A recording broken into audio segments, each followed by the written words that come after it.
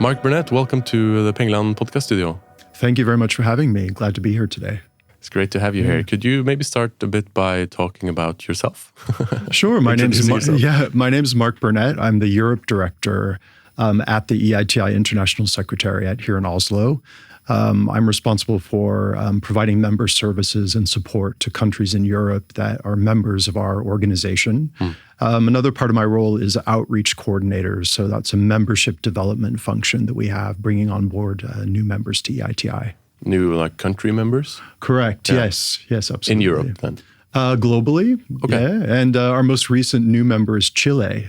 They joined EITI in September. So really glad to have them as a new member. Wow. That's amazing. So you're still expanding. Yeah. We are, yeah. A lot of interest, I'd say, in Latin America and Asia as well right now. So, but you're from the US? I am. I'm from California originally. From California, yeah. But you've been in Norway for a while? I have, yeah, I have. I've worked in different roles before the EITI. I worked in the embassy world.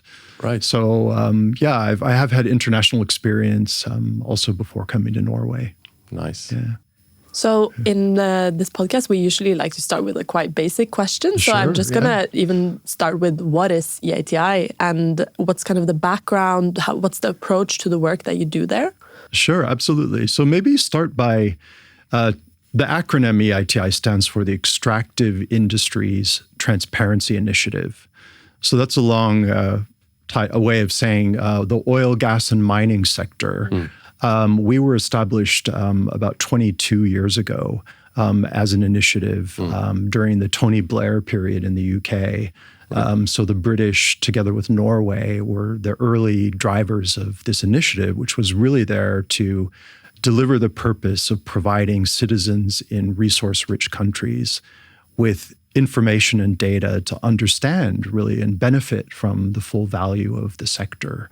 So it originally started as an initiative with a small group of countries, and it had a focus really on the financial disclosures. So it was really about revenues. And the main purpose, the main activity that EITI did in the early days was reconciling the payments from companies, oil, gas, and mining companies, with the government reported payments.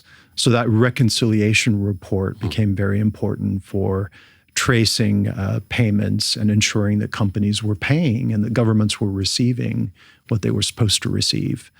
So that had obviously a very important anti-corruption benefit.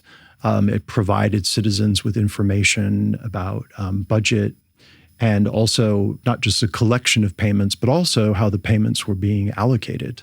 So as a budget transparency benefit of EITI. So just to kind of get a full picture here, what did this sector look like in terms of transparency at this point when you started? And in what ways did the initial work kind of address those probably issues that were there? Yeah, I think it really came from an origin of tax policy. And I know that's something that you've done a lot of work on at Tax Justice Norway. It's about the legal frameworks, the fiscal regime, the design of that, and also the administration of it. So I think 25 years ago, we had a very different way that looked globally. You didn't have really the international attention, the partnerships and the collaboration, and also the very important civil society oversight. So I think that's quite an important, that watchdog role that civil society plays was a very early part of EITI. And we're an international members association. So our membership includes currently 55 countries. We have also, so those are government members, and then we have civil society members. And then we have companies that are from oil, gas, and mining sector, as well as the financial sector, banks and institutions that are funding extractives. So we're in this multi-stakeholder approach. The EITI brings the three groups together on one platform for discussion, for oversight of extractives governance issues. Is it right if I kind of infer here that a part of the goal was to ensure that, you know, this massive value creation that comes from extractive industries, that this actually also remains in the societies and in the countries where the resources are found, and that it returns in terms of tax. Was that a part of this transparency initiative? Absolutely.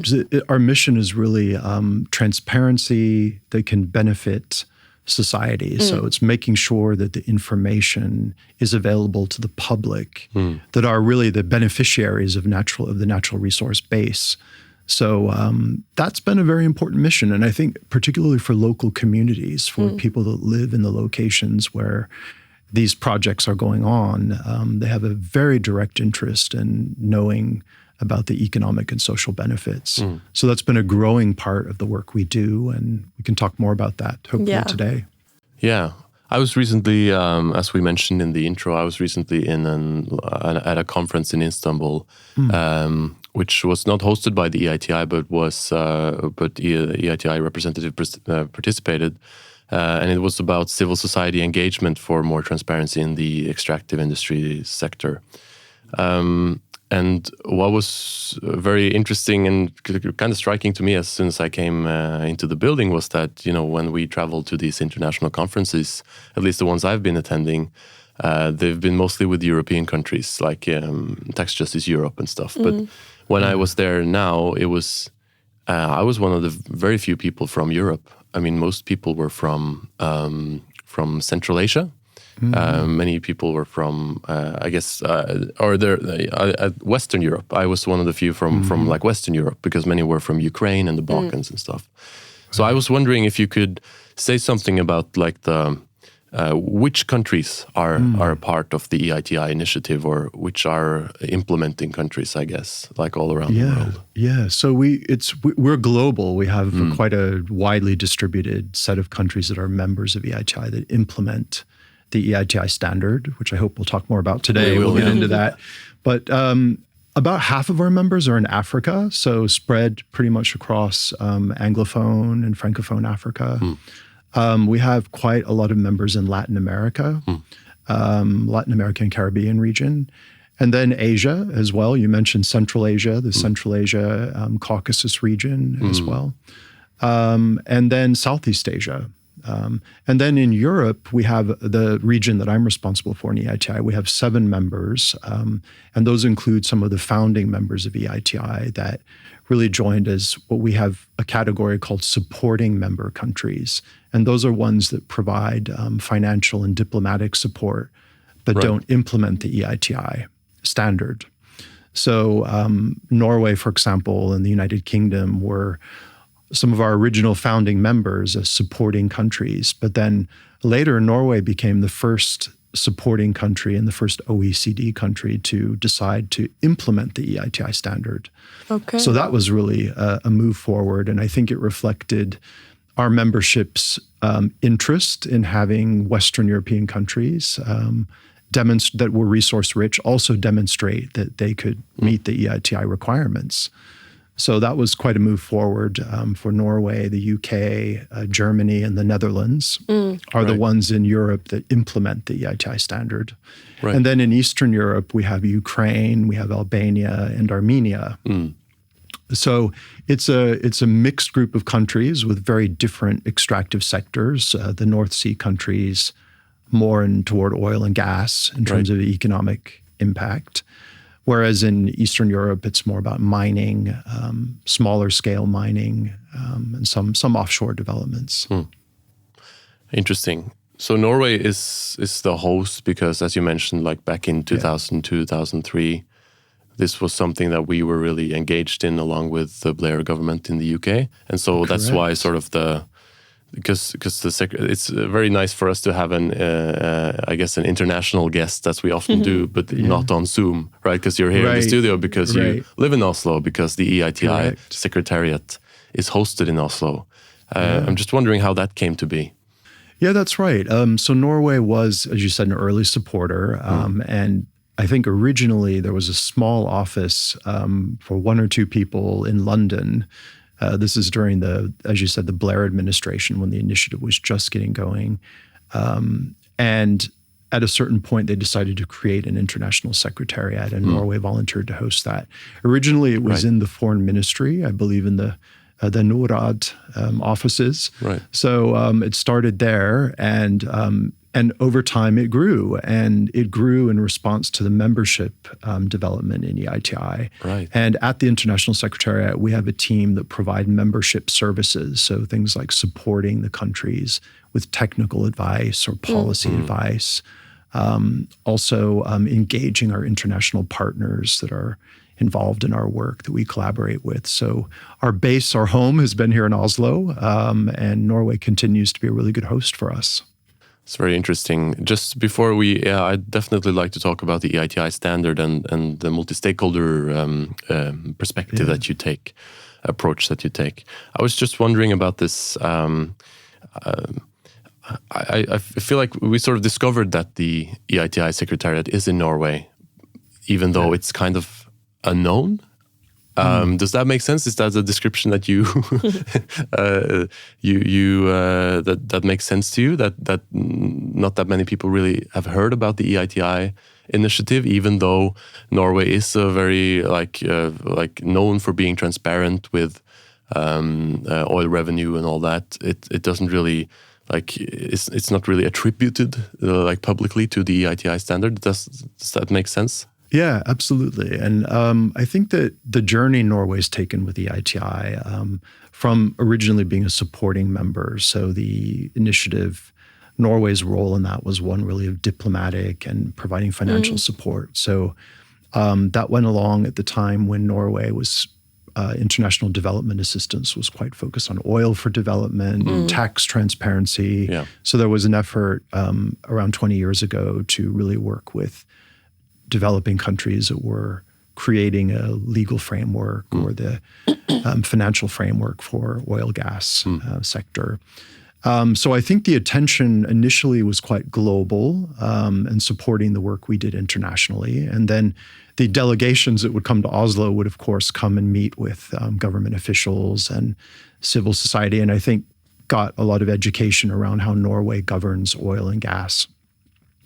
But over time, when Norway did decide to implement EITI, they established this multi-stakeholder group, which you mentioned, or sometimes we call it the MSG. But that's reflects our approach to having multi-stakeholder governance. So you have government representatives, civil society, which can include NGOs or academics, and then from the company side, oil, gas, or mining companies.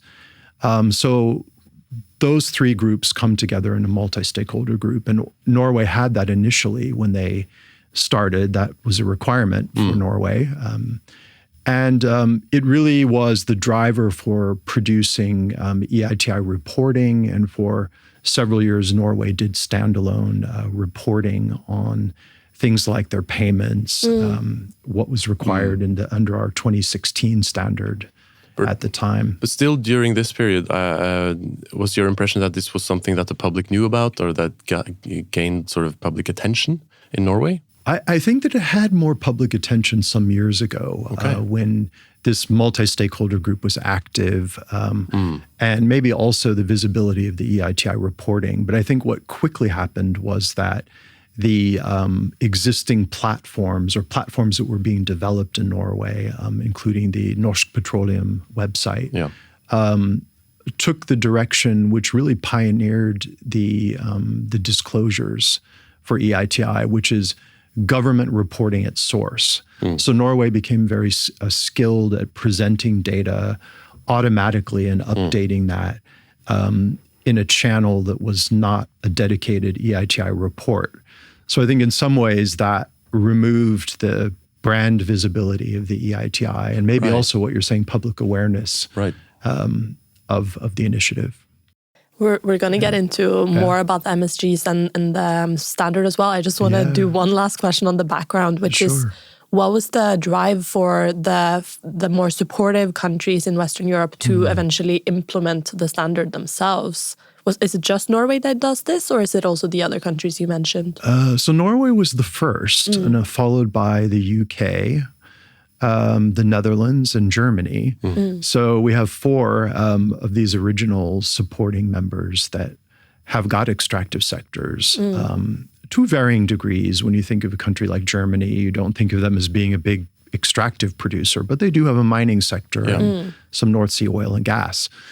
But I think the driver for them to implement the EITI standard was really our growing membership. So in other regions of the world, we had questions about, well, our supporting members that are also producers, should they not also demonstrate that they implement the EITI requirements?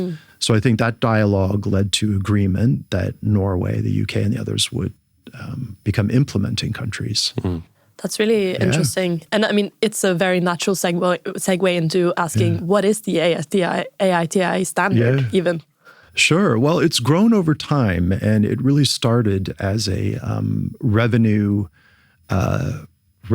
management initiative. So the original purpose was to ensure that company payments to government corresponded well with what government receipts were. So it was a two-sided reporting initiative with a reconciliation of payments. Yeah. And so the reconciliation of payments became a very important way of identifying any problems that may have occurred related to corruption risks, for example. So that you see, just reconciliation is the term I've seen so many times and finally understood a few months ago.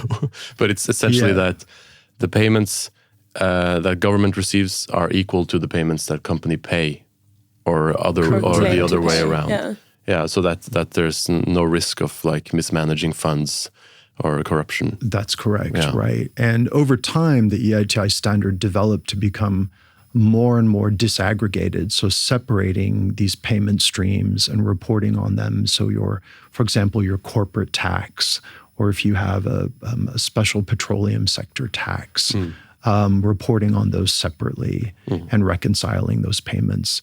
And then increasingly looking at the project level, where are revenues collected at the project compared with the corporate level. So we get into that level of detail. So a company can have multiple projects, is that what you mean? Correct, right. So a company operating in Norway may have several licenses. And, may be taxed at the corporate level and be making one payment to government, but there may be other revenue streams that are collected at the project level, such as in Norway, or CO2 tax. Right. Yeah.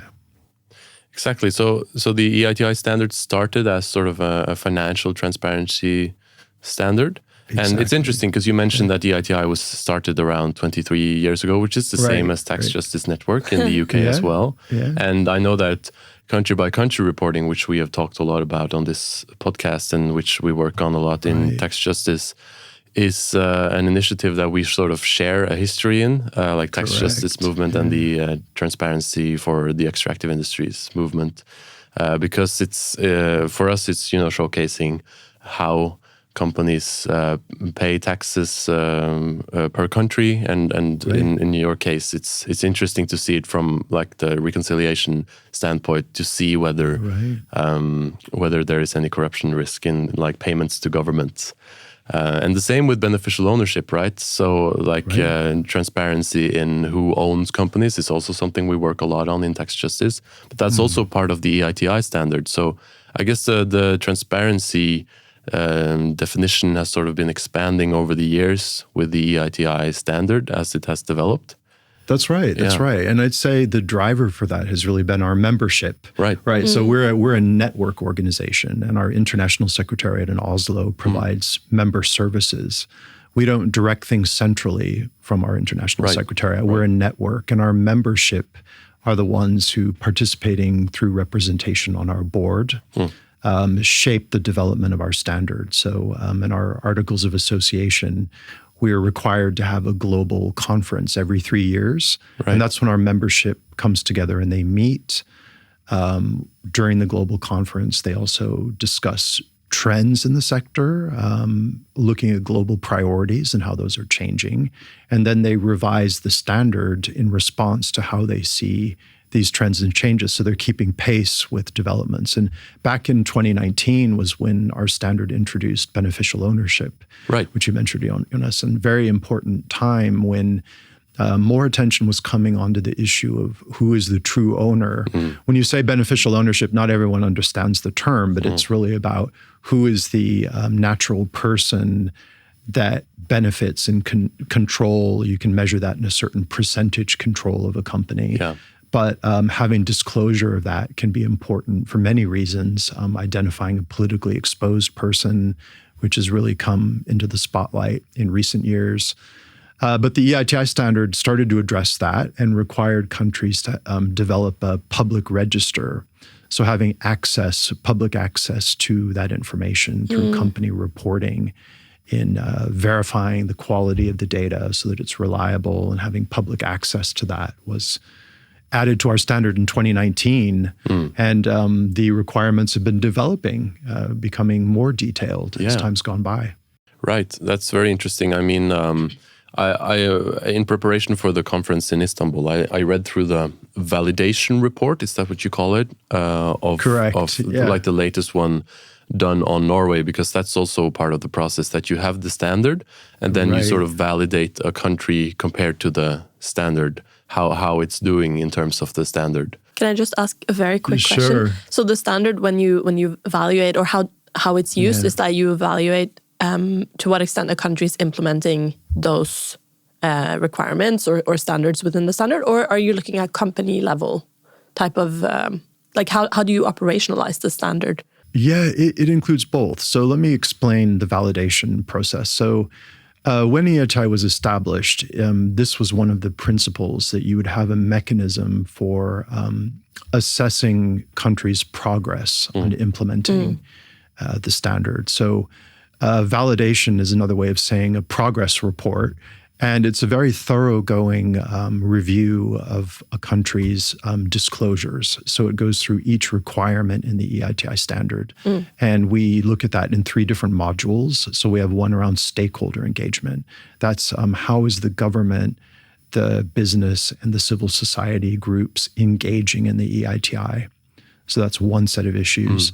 Another set are our transparency requirements. So it's all about the technical work that is done from the entire spectrum, from looking at the legal framework to licensing and contracts to the revenue streams, looking across all of the requirements. So that's sort of where beneficial ownership and country-by-country reporting comes in, for instance. Correct. Yeah, that's our requirement 2.5 on beneficial ownership. And so that's assessed in quite detail. And it also looks at company participation. You asked about companies. So it looks at the comprehensiveness.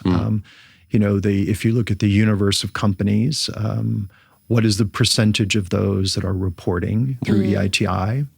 It looks at data quality assurance, very important issue, the reliability of the data, and having an independent administrator that can verify that the data are reliable. So the result is a report that countries can use. It comes with recommendations that the multi-stakeholder groups can review and prioritize, and then it's really a learning tool to help support their work, their ongoing work. So we do give a score to the countries. They get a number score, but we don't rank countries. It's not like some organizations that do an international ranking. We don't take that approach, but it's really more of a assessment and progress to incentivize further work on transparency. And the report is really, really interesting. I mean, it was a great learning tool for me when I was preparing for the conference, as I mentioned. Just what you write about the way licensing works, or like transparency in licenses, that was very interesting. I didn't know anything about that before. Also the whole webpage norskpetroleum.no, which I wasn't even aware of before, but it's so comprehensive. It has so much data, and the data you find there is very relevant for like the validation process. Like you look for this information and you find it at norskpetroleum.no. So that's also a great tool to like be aware of for transparency in the extractive industry in Norway. And as I've understood, the last year or the year before that, in 2023, there was a new standard. Could you say something about what's new in the latest EITI standard? Sure, absolutely. So I think one good way to look at it is that the standard builds, again, on the trends, the developments in the sector, and it's responding to those. And our membership will take a strategic look. In 2023, we had our global membership meeting and our conference in Senegal, in Dakar, Senegal. Right. And the 2023 standard was adopted by our membership there. And there were really 3 important pillars where there were strategic additions. One of those was on anti-corruption. So really making sure that the type of information, the level of detail that was there could support society to use the data in a way that could combat corruption. So getting more comprehensive information, more level of detail at the project level, for example. So there are a lot of different, across the requirements, there are provisions that are new tools for anti-corruption. And then secondly, I'd say energy transition. So an area where oil, gas, and mining in different ways have an effect on our transition to a low-carbon economy. And there are new tools in the EITI standards, such as greenhouse gas reporting, emissions reporting at the project level, which is recommended. And countries can then use that together with other data points in the standard, looking at things like at the project level, what are the greenhouse gas emissions compared with the revenues? And also compared with the costs, doing cost monitoring. So you can get 3 quite valuable data points that can provide insight for, if you have a portfolio in your country of projects, what insight can you gain on energy transition? Right. So I think that's a really interesting development. And then there are also new provisions on environmental monitoring and social and local community issues. So as well as gender.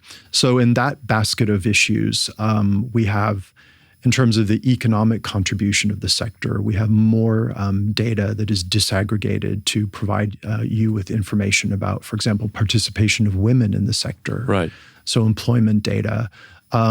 There's also more about the role of local communities participating in EITI and using the reporting. So I think in those ways, again, it's responding to the trends that you see in society, social license to operate. These are all now much more embedded in the EITI standard. That's interesting. I was wondering, this is a bit of a strange question, but it just sort of occurred to me that transparency is not the same as I guess justice, to use a huge word and loaded term. But like, say that a country is completely transparent on payments to government, for instance, and there are none. Like, it's a huge extractive industry and they're untaxed, but it's completely transparent. Or it's completely transparent on energy transition, but they're not doing it. Like, they're saying we're not doing it, but that's transparent. Right. Is that okay in the EITI standard? Like, would that be, because it's transparent, but it's, they're not sort of doing what we're hoping they should do, I guess is what sort of is implied in the standard, maybe. Does that make sense? Is that No, it's a really interesting question. And I think when you talk about just transition, part of the work we do at EITI has been working with local communities to make sure that they have the capacity to engage on these issues. So part of it is understanding the scope of the disclosures, what information is available, what information is missing. I think that's an important point you're making. What information do you not have, even though it's transparent? Yeah. To engage in that dialogue. And we had some really good success with a project with the Ford Foundation support that worked in Colombia, in Ghana, and Indonesia, and worked on engaging local communities in the energy transition. So that was a success story there. But I think an important point I want to make is that the EITI standard does not tell countries what their legal framework should be, right, or how their licensing regime or their tax regime should be designed. So whether you have a licensing regime that is a bidding or a first come, first serve, the EITI is neutral about that, but would just require that the terms and conditions be published and be accessible so that society can understand how it works and actually contribute to public debate, which I think comes to your point about if a tax system is not collecting revenue or allocating revenue in a way relevant to energy transition, society can understand that and be able to debate that and talk about whether reform is needed. Exactly. That's very interesting. how did Norway do in its latest validation?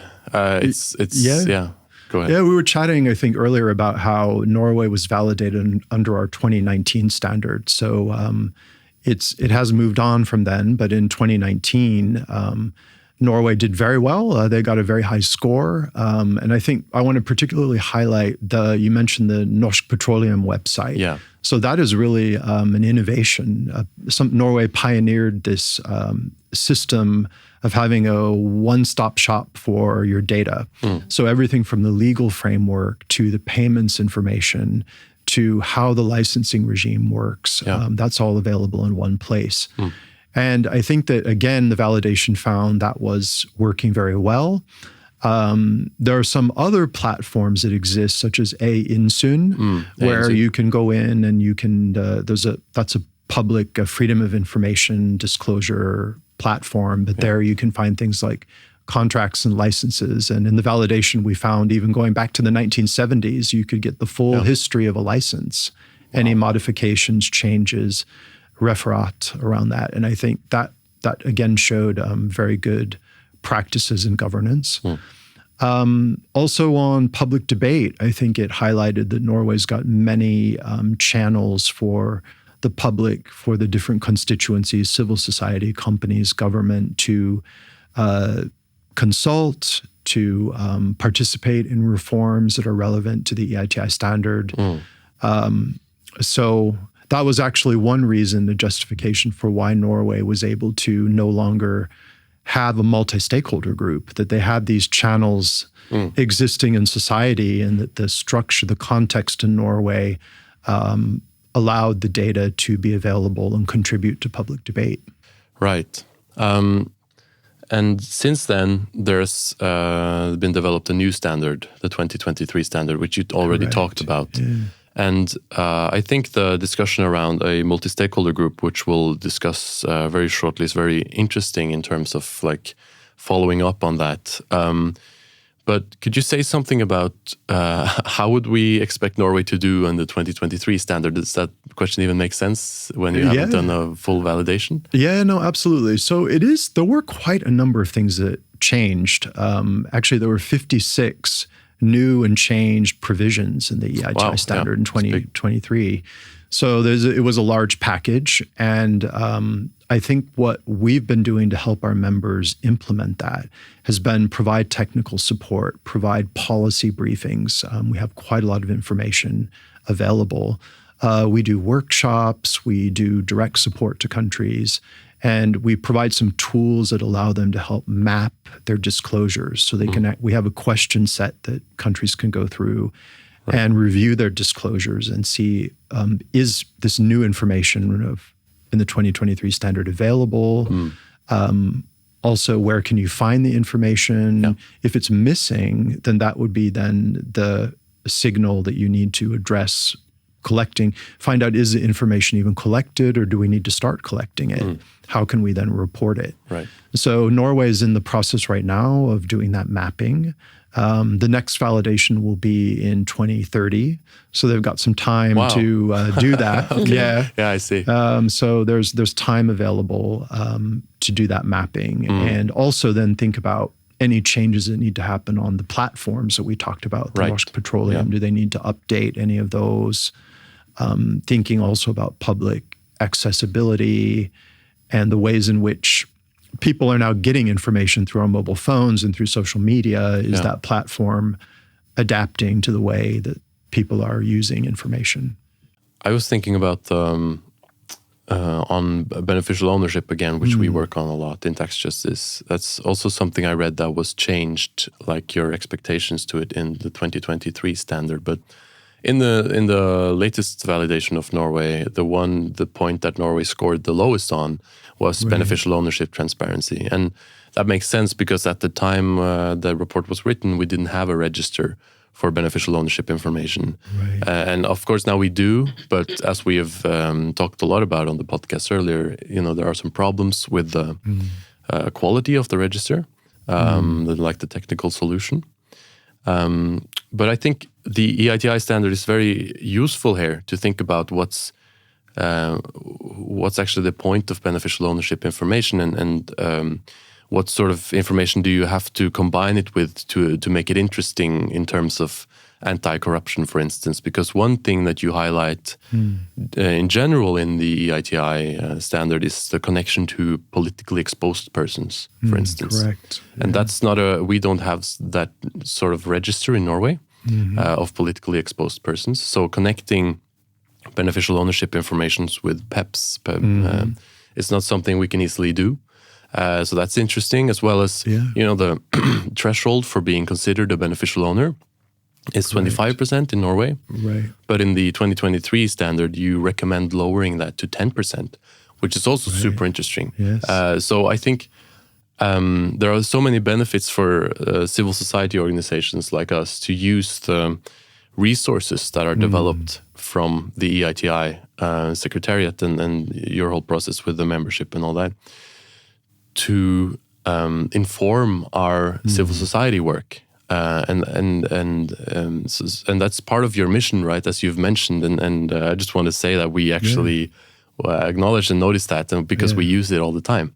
So that's very, very helpful. Yeah, thank you so much for those reflections. And I just want to note that Tax Justice Norway was very active in the last validation of Norway. The process actually includes stakeholder consultation. Right. So we go out, we invite the public to submit views.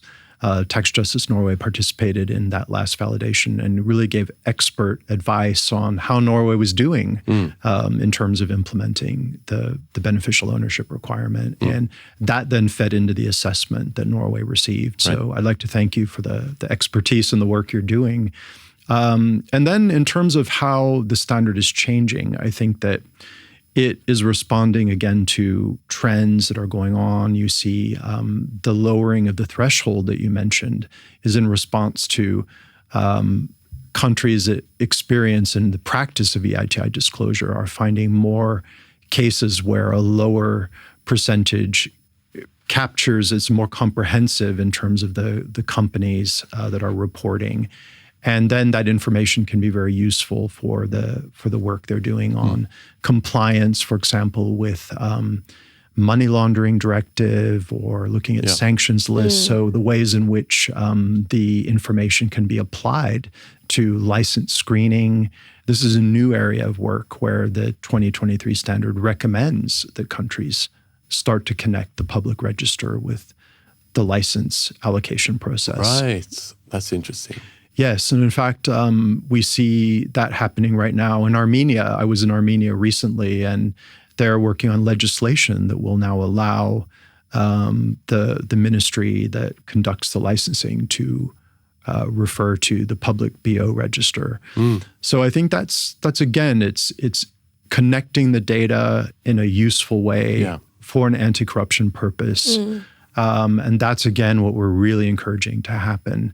And countries can take different approaches on that. Norway, for example, may not need to amend its legislation like Armenia, but it could be just in practice how they are using the processes. That's very interesting insights. And also, I think for civil society, but also for countries themselves, being able to compare themselves to other countries is also very valuable here. And the validations give a good basis for this. But I want to get back to this topic of the multi-stakeholder groups, because we've mentioned it a lot of times. Do you want to just quickly illustrate what is this in the framework of EITI, and maybe talk a little bit about the work that multi-stakeholder groups are doing across the globe or in the implementing countries? Sure, absolutely. Yeah, so it's really foundational to the EITI. And in fact, it may be unique because I'm not aware of other organizations that have this three-way system of engaging government, civil society, and companies.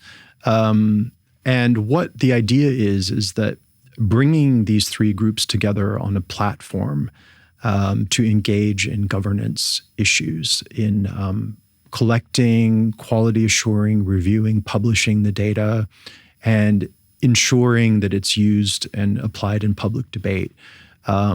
That is a challenging, that's a tall order really to achieve, because the different groups may be coming with different priorities, different perspectives, and we are a consensus-based initiative. We're a voluntary initiative, consensus-based.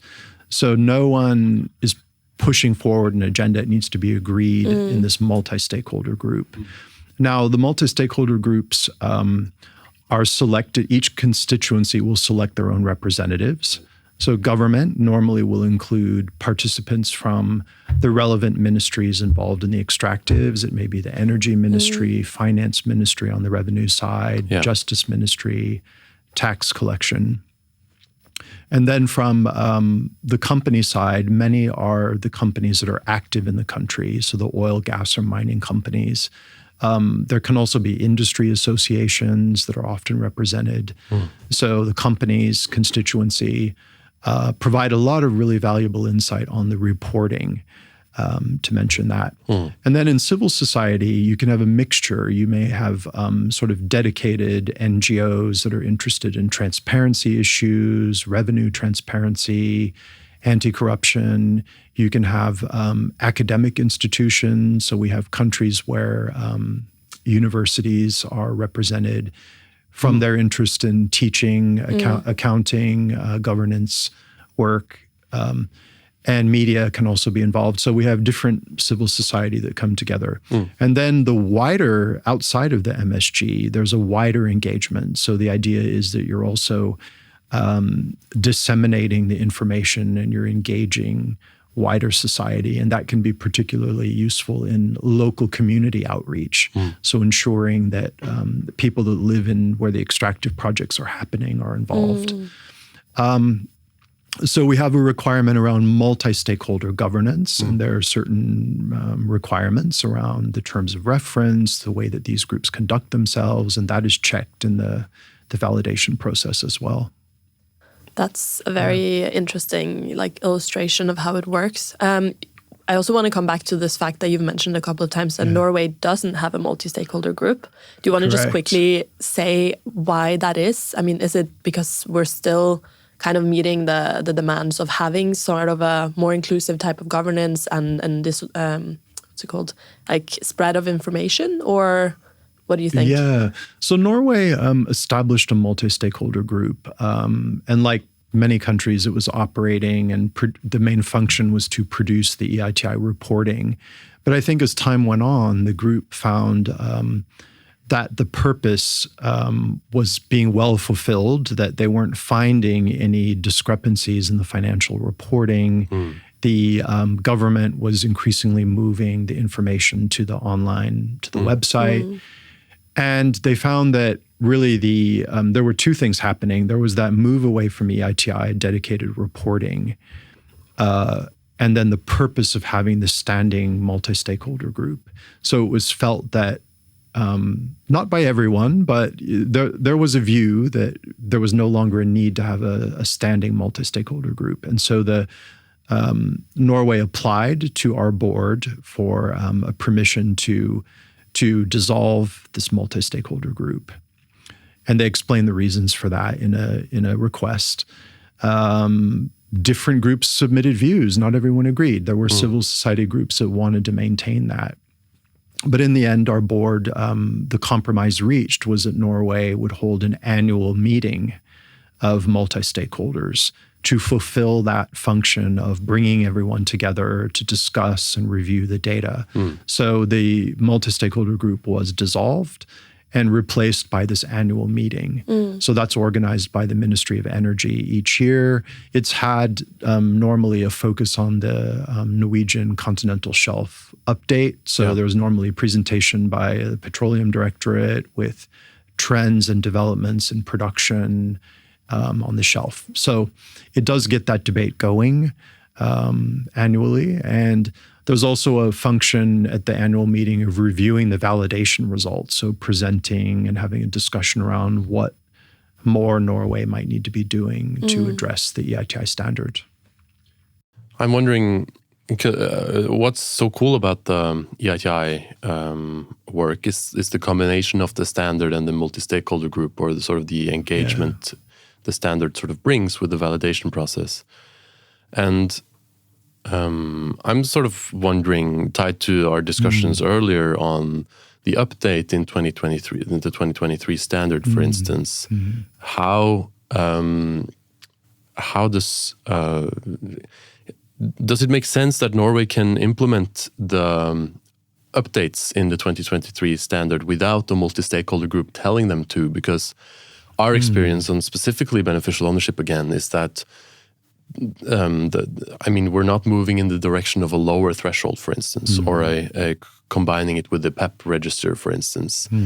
And it's a very interesting discussion with mining in Norway, which is like a huge new sector potentially, especially deep sea mining, which is a super big discussion point in Norway at this moment. That should be a part of the EITI standard. Isn't that something we should be discussing in like a multi-stakeholder group? And what about like energy transition? Is Norway actually doing enough on the energy transition? That should be a discussion between the stakeholders, right?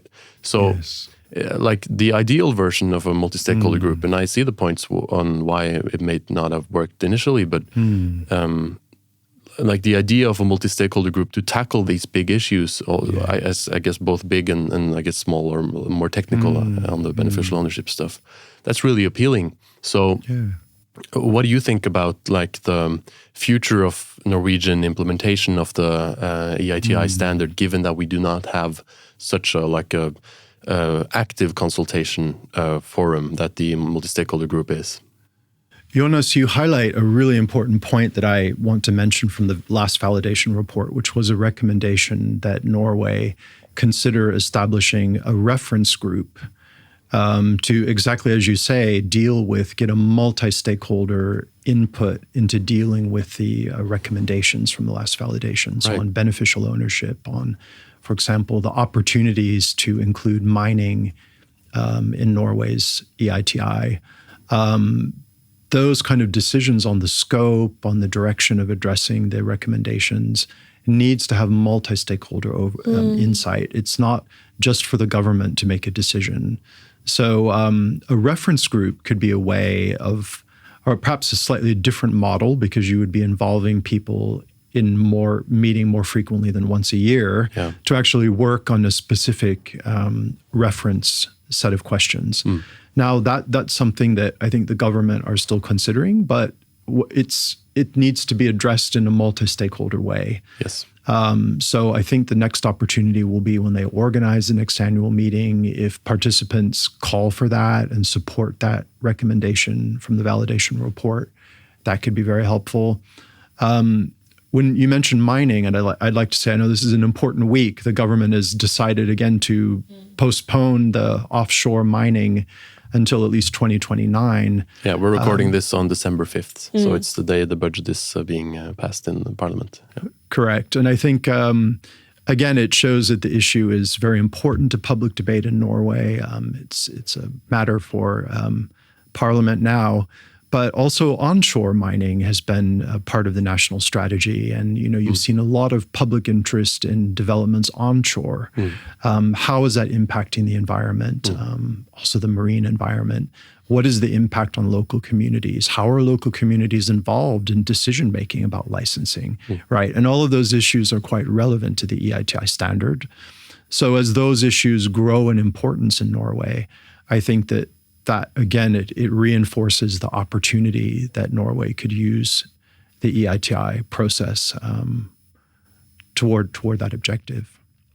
That's a very good initiative for us to kind of carry forward as well. We're reaching the end of the episode, but we just want to ask one last question, which relates to the results of EITI and where you think it's going so far. What have you achieved so far, and what are the challenges for the future? What direction do you see the initiative going? Yeah, absolutely. Well, I think over time we've built up a very, very large set of data. I think the last I heard is over 600 financial years of data globally. Oh, wow. Nice. The EITI now has 55 members.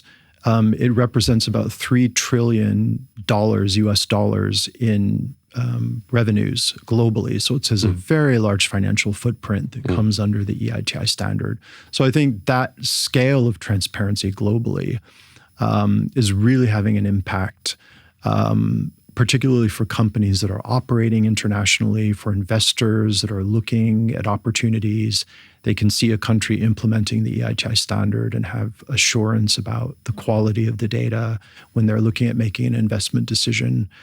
And then I think another impact has been really engaging local communities and society, having this platform where you can bring civil society, companies, and government together. That has really been important in solving challenges in a way that society is confident a compromise is reached as an input. So I think that's really important. It's you could argue help to avoid conflict by having that type of approach. Great. Mark Burnett, thanks so much for coming on the podcast. Thank you so much for having me. It's been a pleasure. Thank you. Yeah.